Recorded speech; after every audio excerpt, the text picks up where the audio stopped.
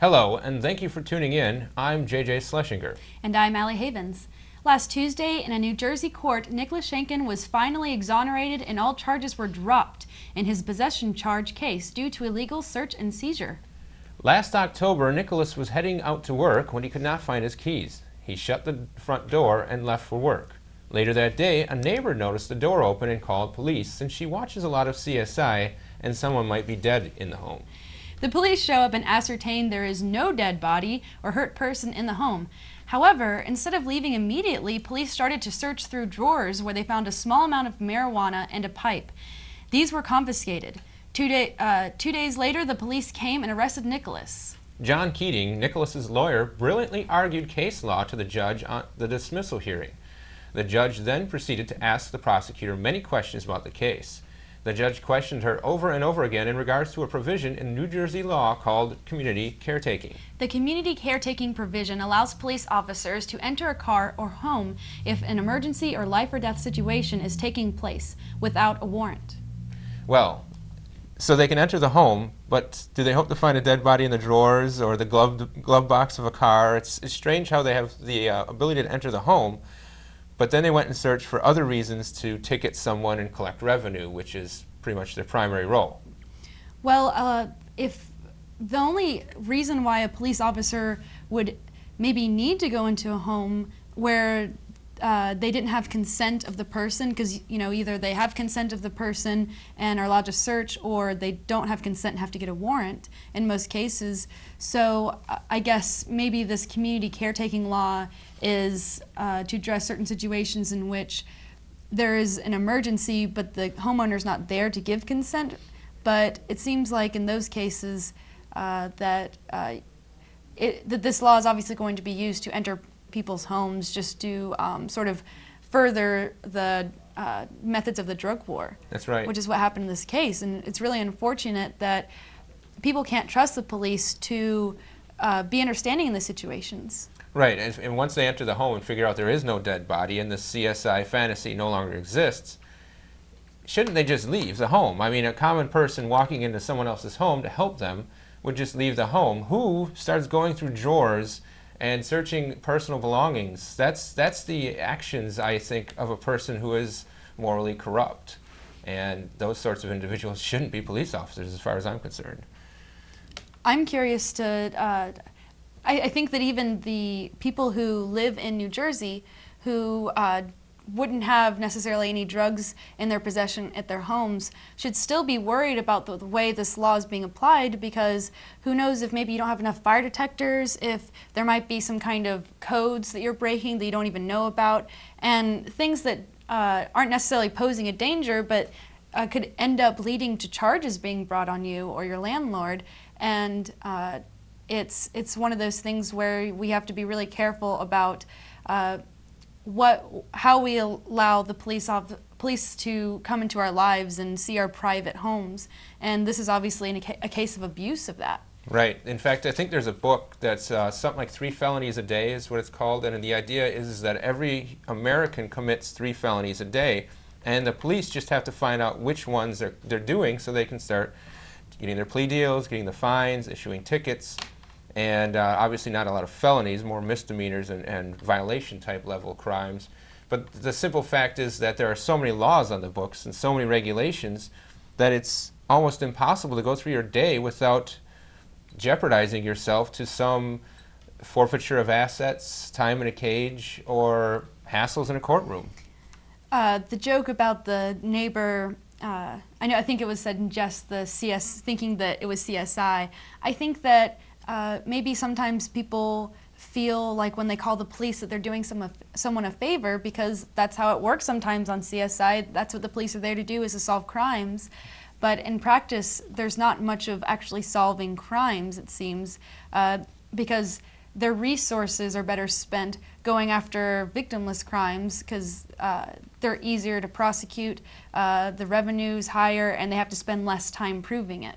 So it's also more people are committing victimless crimes than violent crimes, so that's what they're used to looking for. They're not used to catching murder suspects or burglaries suspects, so calling the police in these situations when a neighbor looks like they might be in need is sort of, you might be shooting them in the foot and, you know, prolonging this society where the police get involved, go through people's personal things, and you know, Nicholas could have ended up in jail if it weren't for his lawyer's ability to argue against this community caretaking provision. That's right, and a lot of the police, they go about their job without a lot of accountability, without a lot of recourse, and that brings us to our next video, a CopBlock video from Pete Eyre when he was on RT. Take a look. Cop blocking story we reported a short time ago. A New Hampshire man was sentenced to almost 3 months behind bars for secretly recording police conversations. 30-year-old Adam Mueller posted the video on a blog connected to the website CopBlock.org. The claims to this site claims to hold police accountable. Here is where the story started. You can see a police officer slamming a teen to the ground. This looks like police brutality directed at a New Hampshire high school student. And while gathering more information on the alleged police brutality, Mueller recorded the police conversations, and for that, he was charged with 3 counts of wiretapping. Joining me now is Pete Eyre from CopBlock.org. Pete, welcome. So your reaction to the conviction? Well, I was disappointed to see the way it went. Ademo made a strong case for himself. He stood on his principles. He didn't act in the wrong on the day on October 4th when he followed up on the incident that had happened at West High School. And in fact, he did something good. He tried to hold a public official accountable for hurting a student.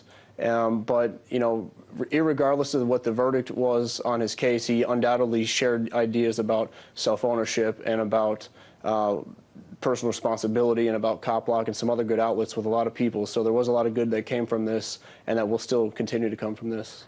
Do you think that justice was served in this case? Certainly not. I think, you know, if anybody who looks at this incident with for more than 5 minutes will realize that Ademo acted in the wrong and that his efforts should be held up, and that Darren Murphy and his colleagues, Michael Valentine, the DA who tried him, and then other colleagues of theirs who essentially remained silent and allowed for Ademo to be brought in front of to court was not a good use of resources, and it does not lead us in the direction that we should be wanting to go if we want to live in a free, prosperous society. Now, ultimately, what do you think this will do? Do you think this will scare people away from recording police conversations and making that public? It's a good question, and honestly, I don't. I think you take the pulse of any average person today, and most everybody acknowledges the fact that you have the right to record a public official who, at the end of the day, claims to work for you. Their salary is paid for by money stolen from you, so you have every right to document their actions. And tell us more about your website. I see your hat there advertising it, CopBlock.org. What do you hope to achieve through this website? What is the purpose of it? CopBlock.org is a decentralized website. We accept submissions from a lot of people around the states and around the world now that have had negative interactions with police individuals and also positive interactions. We don't hate police officers by any means. We're just trying to share ideas and ideas about self-ownership, that individuals at the end of the day are responsible for their actions no matter where they happen to work. So it's not that we want to, in a sense, get away. We want to create a lawless society, anything but. We believe that the goods and services provided by police could better be done through consensual interactions. So would you say the website kind of serves to police the police?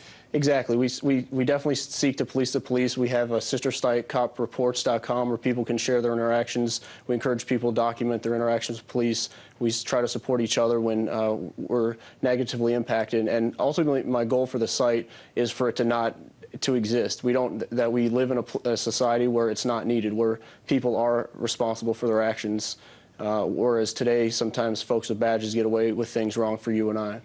Now, Mr. Mueller, here is just one example. What kinds of things have you captured and posted on your website? What kinds of instances of police brutality, or on the flip side, police doing, good things, have you been able to capture and make public on your website? Well, unfortunately, this wasn't actually the first time Ademo's had trial for wiretapping. Last year, he and I also had a wiretapping trial in Massachusetts, in which case the jury in that instance said that we were in the right and that we hadn't wronged anybody's rights. But to look to a specific example of where CopBlock's been effective, I would say it would be, it's so numerous. I would just say the site has grown substantially since its founding over 2.5 years ago. There's now chapters or offshoots in dozens of cities across the states and elsewhere. And essentially we're encouraging people to stand up for what they know is right, to document their interactions and to support each other, and to not be led by fear, but be led by their conscience. And hopefully we get to, like I said, that scenario where every good or service is provided through consensual interactions, including the good of protection and security. Now, how effective has the website been, CopBlock.org, in terms of holding police accountable for their actions? It's a good question, and one I honestly can't answer with any objective metrics. What we try to do is share ideas that an individual, again, owns himself, and those ideas, they can have a deep impact on somebody today or maybe next year. But what I know from, for example, the most recent situation with the demo, based on the coverage that it got from RT and numerous other media sources, there's been hundreds of thousands of people that are now familiar with that situation, and a lot of them, the bulk of them, come down on the side that what a demo faced and what people similarly situated face is not something that they support, not something that they would voluntarily choose to pay for. So if anything, it only further erodes the claim legitimacy of these public officials. And we have covered a lot of these instances where people have been punished, basically, for recording police officers. But for the most part, it is legal to do so, correct? Yeah, it is. And it's interesting to see. I would point out the difference between law and legislation, law being natural, common, or God's law, and legislation being man-made and arbitrary. And you see this with filming police officers, for example, how it differs based on arbitrary political boundaries. You have, in one instance, folks that work at Oakland Police Department saying that we would never dream of taking somebody's recording device, and we actually encourage them to film, whereas other police departments proactively take people's property. They steal their property and in a sense try to chill them from documenting their interactions, taking their cameras. So, but again, with the traditional gatekeepers of information losing their grip on the free flow of information, CopBlock and other alternative media sites are having a huge impact, and people around the world are seeing that it doesn't make sense. Coercion is not the way to operate your life by, and instead voluntary interactions are much better. It seems like we're seeing a lot more of these videos coming out, police kind of cracking down on those that do record them and do try to expose what they're doing. Why do you think that is? Are police officers in these jurisdictions unaware of the law, or what do you think is going on? It's a good question. I would honestly say it's a natural consequence of the perverse incentives that exist because of this institution of law enforcement. Today, it's said that certain people have an exclusive right to provide law enforcement. They have a legitimate right to initiate force. And anytime you allow somebody to have that right, then it just sets up a bad situation where first they say we're going to steal your money to protect your rights. There's no way those actors employed in that institution can ever do anything of the sort. And instead, that's why I would advocate that those goods and services such as protection and policing be provided consensually. I often have conversations with police officers, and if they're willing to have an open-minded conversation, then that to me says quite a bit. And I say, you probably work with some folks who are heavy-handed or maybe even corrupt, and they might acknowledge it. And I say, well, wouldn't you prefer to work in a situation where that wasn't the case? And undoubtedly they would. So how do you best get there? It's not to provide this one-size-fits-all top-down monopoly with more money, but to advocate for a better alternative. Very interesting, Pete. Really appreciate you coming on the show. That was Pete Ayer from CopBlock.org. Next, we have a video from William Caustic civilly disobeying the wiretapping laws that Adamo Freeman was caged for. I would have to file a motion with the court. It would be brought back, and the court would decide whether or not to impose up to the 1 to 3 year prison sentence. Okay. Thank you for explaining that. I just want to let you know that I'm going to head home and call Mr. Hopkins on the phone and ask if he has any comments to make. I'm going to record him. I'll go ahead and send you a copy, And you're probably going to have to prepare a little better for my trial. Do you have any comments to make on that, sir? Would you like to comment on your deterrent factor? Okay. I'm on my way to go wiretap Mr. Hopkins right now. I'll see you back in court. Manchester Police, how may I direct your call? John Hopkins, please. Sure. Hold on 1 second. 345, hang on.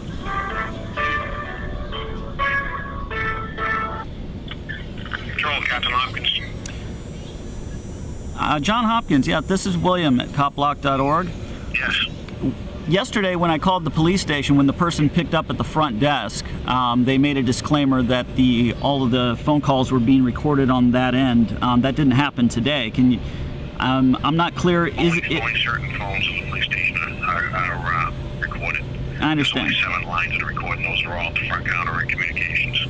I This see. line isn't recorded. Understandable. So, what was your question? What do you feel about the jury's decision yesterday, specifically? Having heard his arguments. How do I feel that when the jury deliberated and made a decision that followed the law? I mean, I don't, it's really not personal with me. I completely understand that. Were you aware of the sentence that the judge imposed? Yeah, well, actually, I read it this morning, yes. It was a lot more lenient than what Michael Valentine was asking for. Any comments on that? That's up to the judge. Indeed. That's his job to impose a sentence. I don't really have an opinion on that. That's his job to do, and what he imposes is, I don't have any qualms about it. Well, he seemed to be rather empathetic towards the recording of the media doing their job, basically interviewing public officials, certainly much more so than the prosecutor's office was. The judge was? I didn't get that from him. I didn't have very much interaction with the judge other than my testimony. Right. Do you know if, when Ademo was in jail over at Valley Street, if he had access to a law library? I don't know. I don't have anything to do with the jail or how they conduct their business there. Right.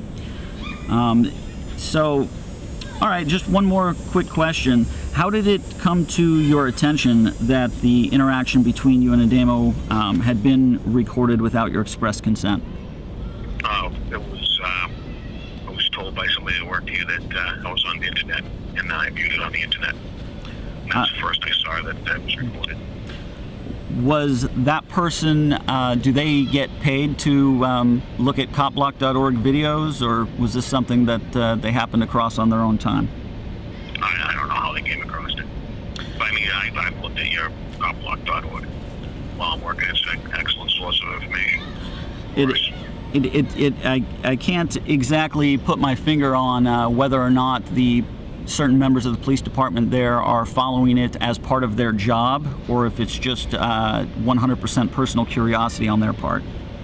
Well, I think it's both. I mean, you record us and you put us on. I want to see what it looks like and what you've edited out and what you haven't edited out. I've been recorded by CopBlock a couple of times, or actually one CopBlock and one David Wrigley report.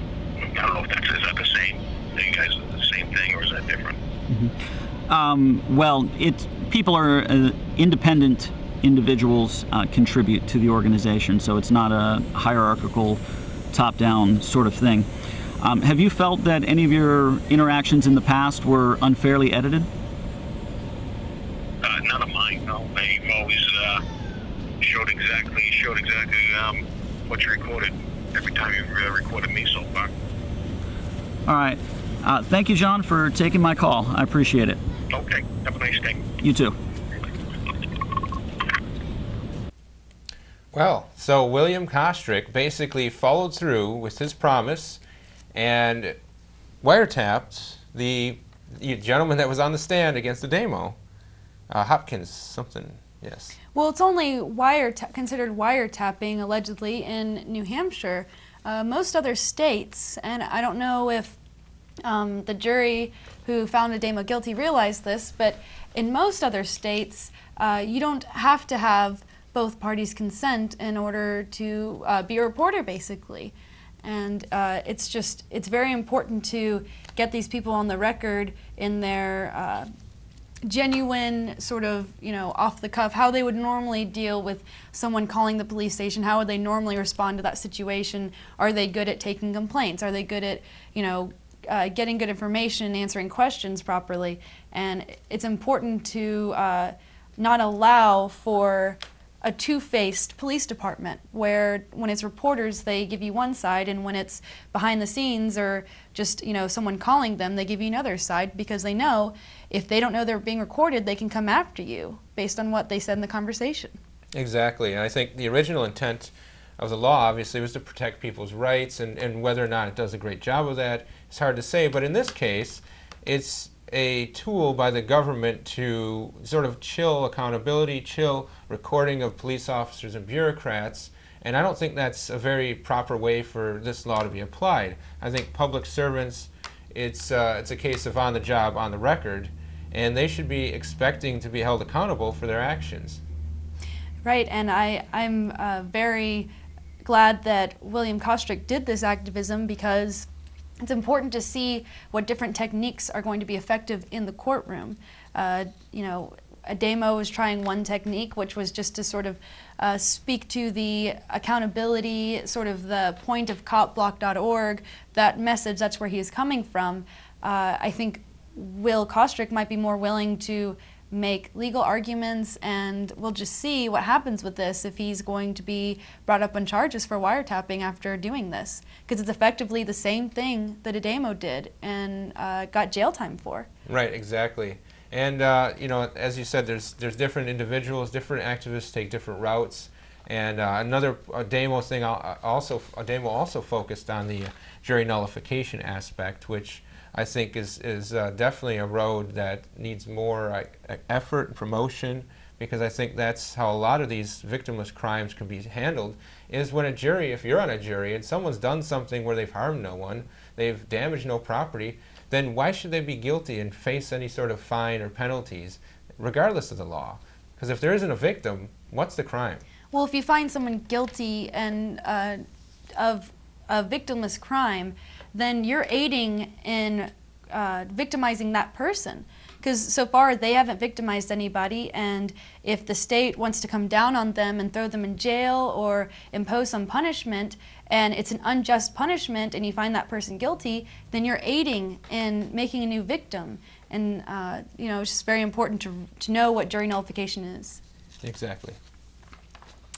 Next, in local and state and national news, Saturday, August 18th was the second annual Lemonade Freedom Day. We have a video of local Keene activist Kate Ager's sister, Stephanie, and her lemonade stand.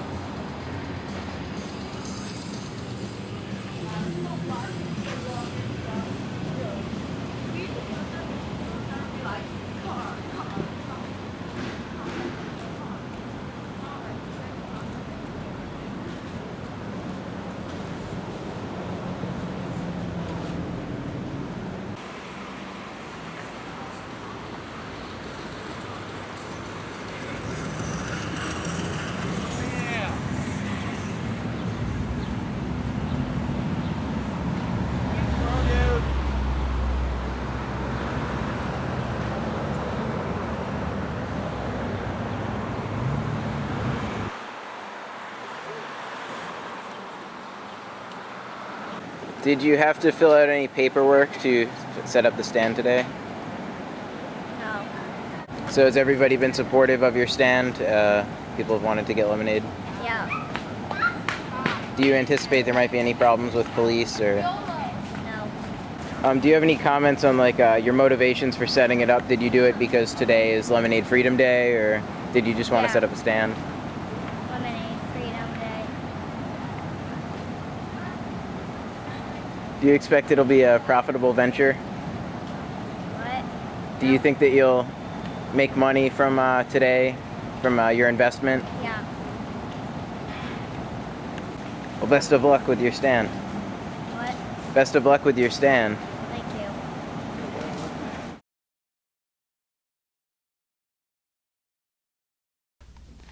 Well, that was cute. Wow. She had a very brief and to the point answer. Very pithy. Yes. Well, it shows you don't have to have a huge vocabulary in order to be able to make lemonade that people want to buy. Right. And this is the second year that Stephanie's had her stand. This year, she didn't have as much help. Last year, she had a bunch of people helping her, and it was a much bigger ordeal. But you were there, Allie, weren't you? I was. There was a pretty big turnout for her lemonade, and lots of people were buying it, and it was delicious. I had some. I was their first customer. Wow. So I was honored. And did she sell out? I mean, how'd she do? Yeah, she actually, from what I understand, she sold out, and yeah, it was really great to see that happen out in the community, because this is agorism. This is what a lot of people are really jazzed about, seeing more stuff like this, where people are just out there making a product and selling it to the public. Yep, and then they didn't need the idea that the government has to be there at every step of the way to license and regulate everybody to perfect health is kind of ludicrous. I mean, a person can make lemonade without turning it into poison. It's not very difficult. And the idea that people are getting arrested for lemonade stands just sort of reveals to you the level of tyranny that's actually here in this country. Right. Turns out that most people don't want to poison their customers. Yeah, I think repeat business is probably going to be a problem if you poison your customers. But I just want to thank you for joining us tonight. I hope you've... Lemonade Freedom Day, I'm sorry about that. Lemonade Freedom Day events were held all over the country, most notably in Washington, D.C. and Philadelphia, Pennsylvania. One good note, none of the activists were arrested or harassed by the police, unlike last year, where several activists were arrested in D.C. They also had raw milk this year, joining the protest. Thank you for joining us tonight. I hope you enjoyed the show. Join us again next week for another installment of ShireTV and for more news and analysis. I'm J.J. Schlesinger. And I'm Allie Havens. May you each find happiness, peace, and prosperity.